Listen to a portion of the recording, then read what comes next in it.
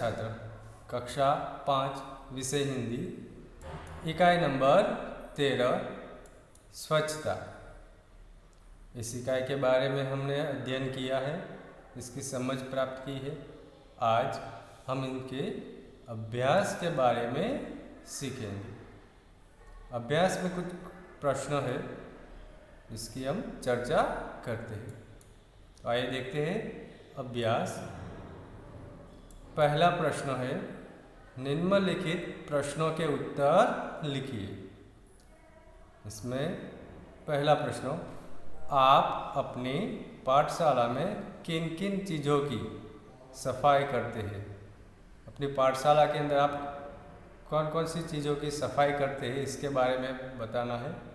तो हम अपनी पाठशाला में कमरे, कार्यालय, कुर्सी, मेज, श्याम फलक यानी ब्लैक बोर्ड, शैक्षिक सामग्री तथा मैदान, बगीचा आदि की सफाई करते हैं।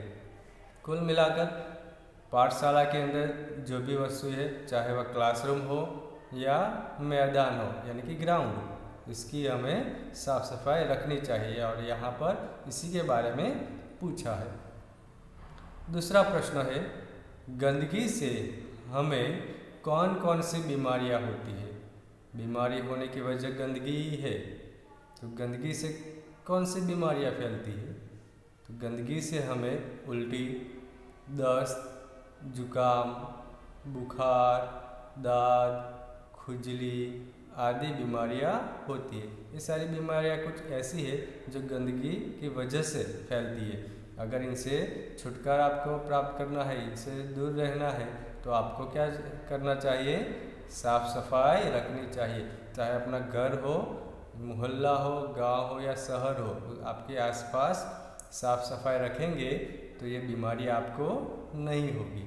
इसलिए हमारे लिए साफ सफाई बहुत ज़रूरी है। तीसरा प्रश्न है, सफाई के लिए किन किन चीज़ों का उपयोग किया जाता है? अब जब सफाई की बात आई तो सफाई कैसे हो सकती है? सफाई के लिए कौन से साधन, कौन सी सामग्री हमें चाहिए?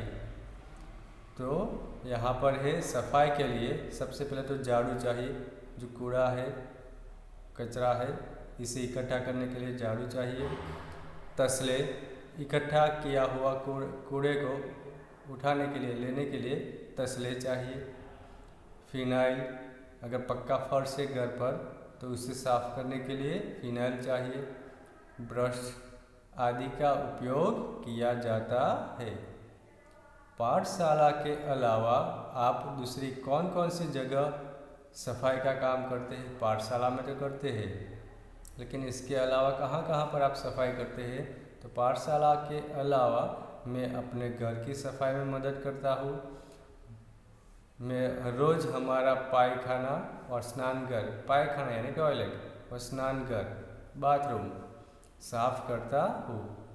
कभी कभी समूह में हम गांव की सफाई भी करते हैं। तो ये इसका उत्तर आप इस तरह से दे सकते हैं। आगे है, अजय ने मोहन को किस प्रसंग पर बुलाया था? तो अजय ने मोहन को अपने जन्मदिन पर बुलाया था। अजय का जन्मदिन था, इसलिए मोहन को अपने घर बुलाता है। मोहन ने अजय को उपहार में क्या दिया?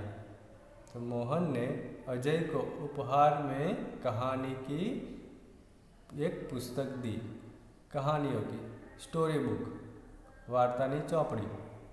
उपहार यानी गिफ्ट, तोहफा। अजय के मोहल्ले में पानी से बदबू क्यों आ रही थी? तो अजय के मोहल्ले में पानी से बदबू आ रही थी क्योंकि नालियों में कूड़े के कारण पानी रुका हुआ था, पानी आगे नहीं जा रहा था और इसी वजह से गंदा पानी था, इसलिए बदबू आ रही थी। सड़क पर छिलका फेंकना बुरी आदत है, ऐसा मोहन ने क्यों सोचा?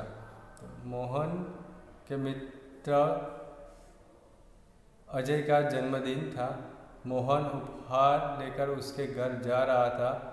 अजय की गली में घुसते ही यानी पहुंचते ही मोहन के ऊपर केले का छिलका गिरा, इसलिए उसने सोचा सड़क पर छिलका फेंकना बुरी आदत है। अजय की माँ ने अपने मोहल्ले में सफाई न रहने का क्या कारण बताया। अजय की माँ ने अपने मोहल्ले में सफाई न रहने का यह कारण बताया कि जगह जगह कूड़ेदान होते हुए भी लोग उनमें कूड़ा नहीं डालते। डस्टबिन है लेकिन लोग डस्टबिन में जो कचरा है वह डस्टबिन में नहीं डालते हैं, वे कूड़े को सड़क पर या इधर उधर फेंक देते हैं और इसी वजह से अजय के मोहल्ले में गंदगी फैली हुई है, सफाई नहीं रहती है। आगे का प्रश्न है, अजय के मोहल्ले की सफाई कैसे हुई। तो इसका उत्तर है, रविवार के दिन अध्यापक छात्रों को लेकर, छात्र यानी स्टूडेंट्स, अजय के मोहल्ले में गए। सबके हाथ में एक एक टोकरी और झाड़ू था। सड़क पर झाड़ू लगाकर उन्होंने कूड़ा इकट्ठा किया, नालियों की सफाई करके पानी बहने का रास्ता बनाया, उनमें मक्खी मच्छर मारने की दवा डाली और कूड़ेदान पर ढक्कन रखा। इस प्रकार अजय के मोहल्ले की सफाई हुई। तो इस तरह से इसका उत्तर आप दे सकते हैं। तो यहाँ पर अभ्यास में कुछ प्रश्नों के बारे में हमने चर्चा की है। इन सभी प्रश्नों को आपको अच्छे से पढ़ना है और तैयार करना है। तो आज के अभ्यास में बस इतना ही है। 11 प्रश्न है, इसे एक बार फिर से पढ़िए और तैयार कीजिए। ठीक है, धन्यवाद।